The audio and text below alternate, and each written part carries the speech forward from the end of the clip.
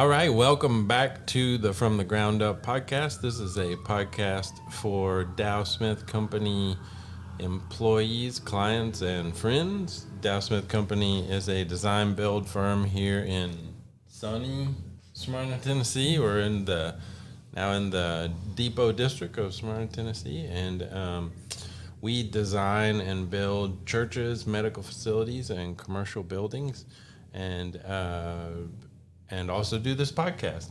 And today we have a great guest. We have Trish Pendleton from Smyrna First United Methodist, which is right across the street from Dow Smith Company.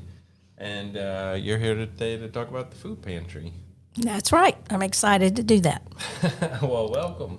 Well, first, just if you could just tell me just a little bit of a history of the Food Pantry and when it got started, and maybe more importantly, why it got started.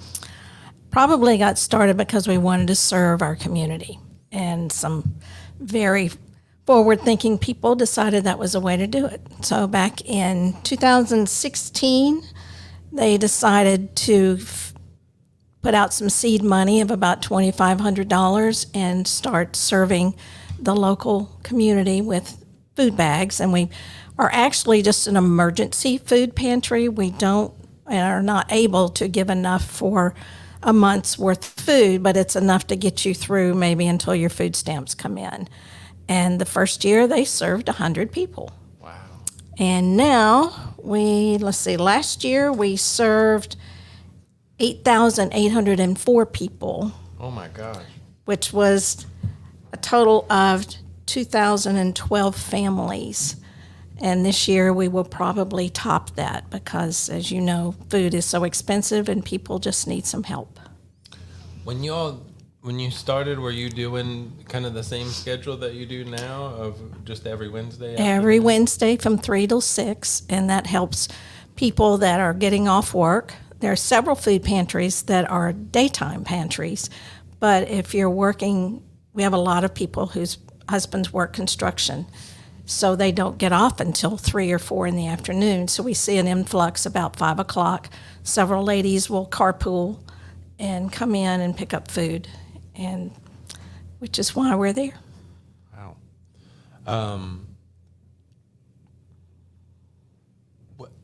I guess I should say, for people who don't know, before I came to Dow Smith Company, I worked for Second Harvest Food Bank for 7 years, and I know you know this, but I was just really blown away by the need in our community. I'd done Meals on Wheels through Smyrna Rotary before that, and I think a lot of people don't realize you could drive around Smyrna and things feel okay until you start to know, and so start doing something like Meals on Wheels when you're going into homes and really meeting people, or doing things like the mobile pantries that Second Harvest does, and you just see these long lines of people waiting to get food.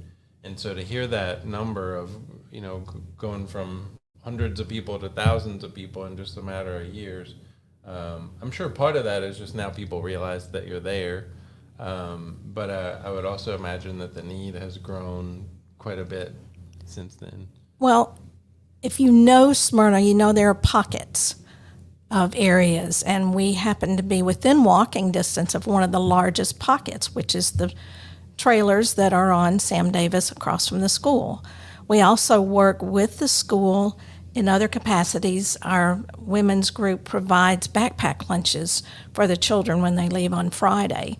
So when they have their beginning of the year kind of get together for all the parents, they allow us to have a table there and put out information to the families. And there's always word of mouth.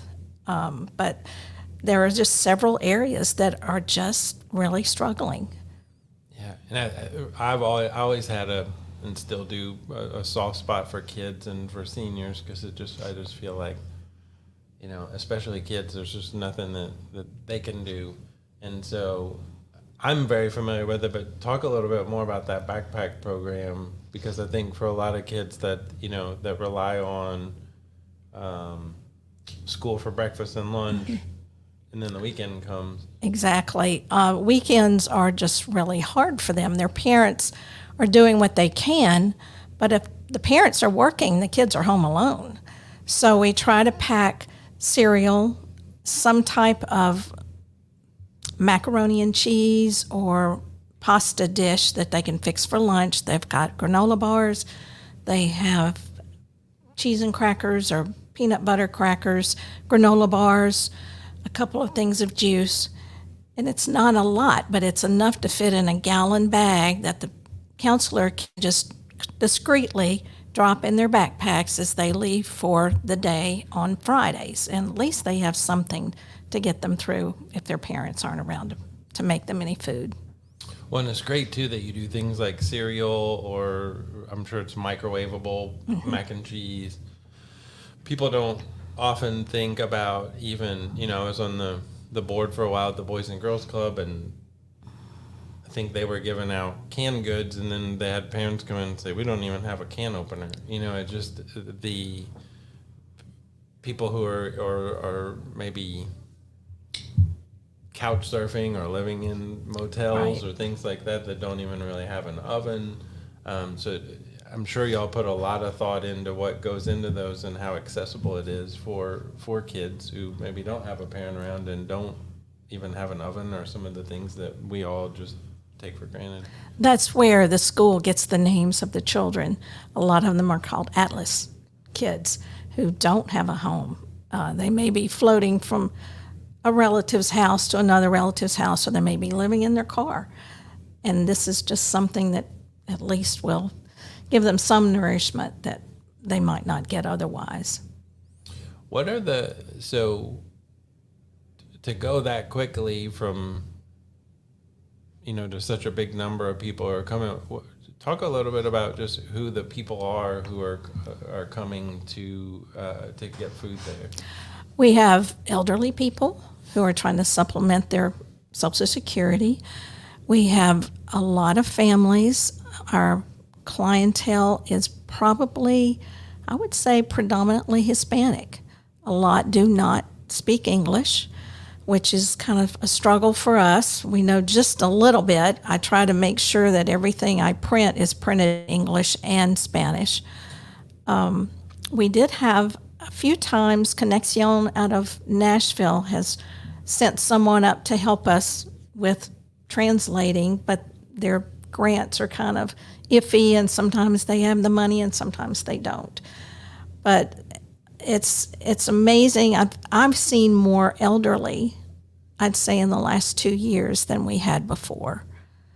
And I'm sure it's because of the price of food. It's just all they can do.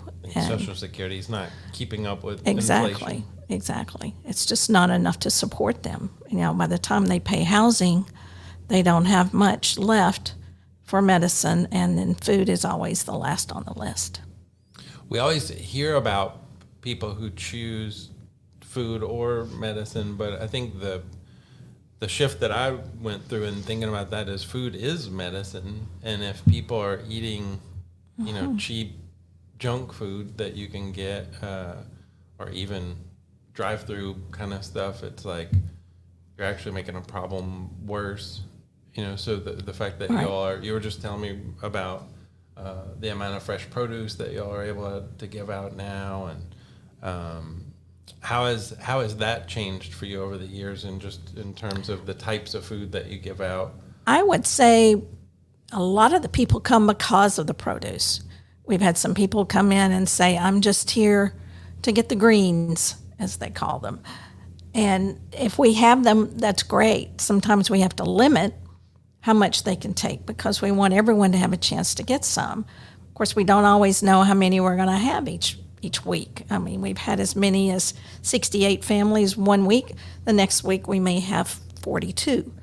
But the numbers have just continued to increase. And we had one, I think it was 2 months ago, we had every week we had at least 50 families coming in, which is really hard to keep up with financially, and but we do the best we can. Well, when I was at Second Harvest, I always told people we needed food, funds, and friends, and then I would sometimes say not in that order because we really need funds. Right. Because you'll have certain things that you get every time, and that does cost money. And as the need has grown, and then also as the food has become more expensive, can you explain to people listening kind of just some of the financials that you have to deal with and what you have to think through? First off, I think a lot of people feel that if you're getting food from Second Harvest, it's free. And that is totally false.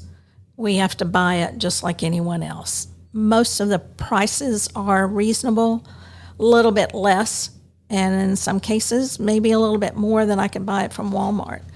I used to have to go to Walmart every week and purchase all the canned goods we were going to need for that week, which was quite the job. Now we can purchase it all at once and have it delivered to their site over on Almobile Road, and we pick it up. We were doing that once a month. Sometimes now it's every 3 weeks. We also have a source called Feed America, who takes in donations from Amazon, Walmart. They've started getting some from Publix, I noticed. And we pay $200 a month, and we don't know what we're getting. We just pick up what they give us.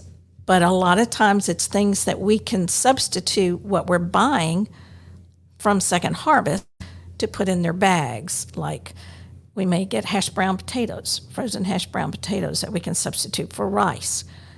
This last time we got a lot of oranges, bags and bags of oranges, which we were able to substitute for canned fruit, which is a fresh fruit, which they prefer anyway, and they get more than they would have in one can of fruit. So it's a constant battle, trying to make the most of our budget. And this year we went through our budget by August.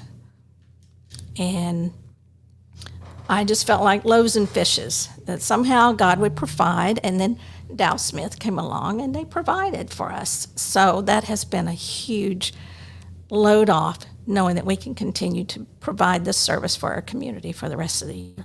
That's great. Yeah, and it is tricky because, things like with Second Harvest where it's produce is free to you because they want to turn that quickly and get it out to people, and then when they have to buy food, they can't. There's so many budgets and so many things at every level. I've always felt like when I was there, and now that I'm here, none of it belongs to us anyway. So that's right. You share it, and we've also. I felt like I needed to get our church members more plugged in. We have a really great group that serves every Wednesday. We have different teams on each Wednesday, and they have been so faithful working the pantry and serving these people.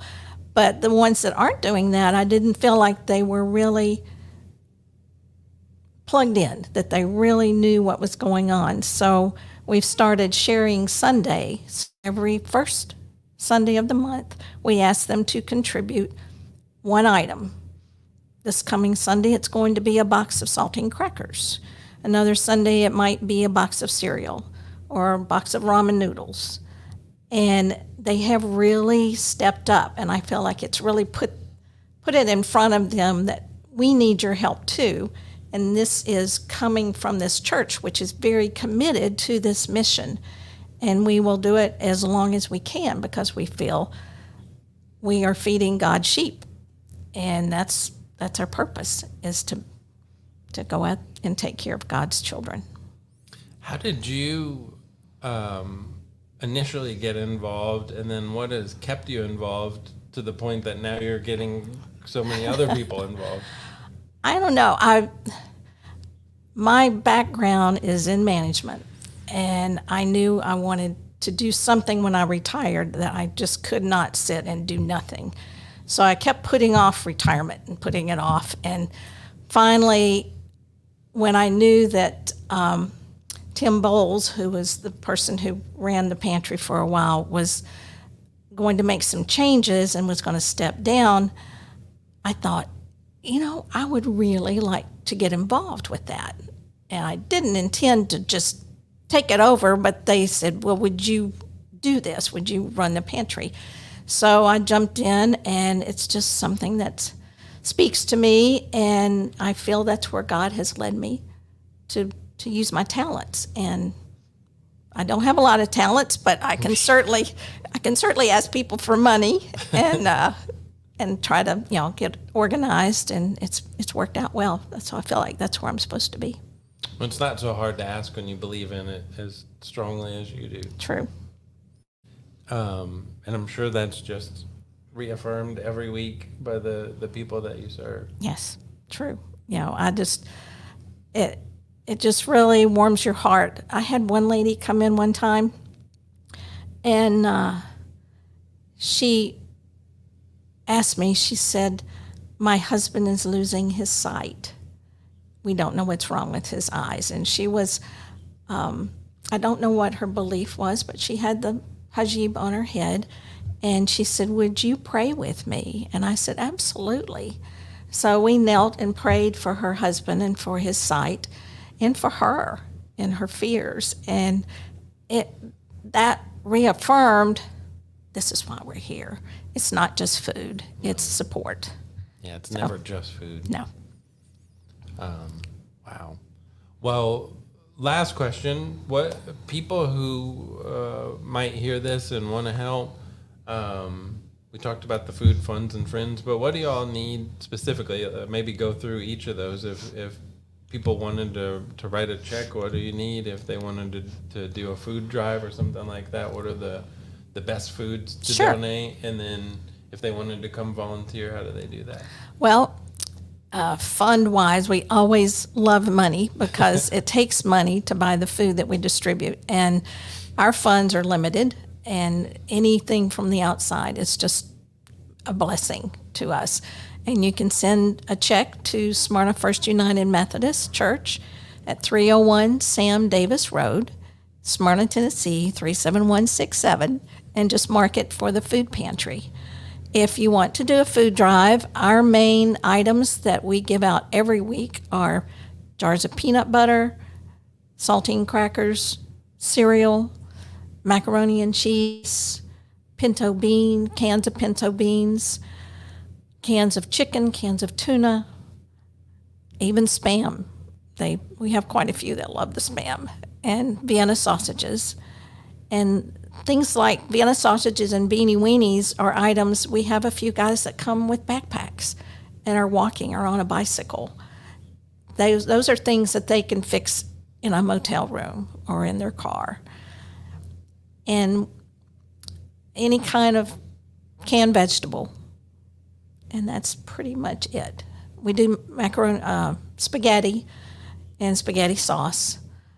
But other than that, that's pretty much it.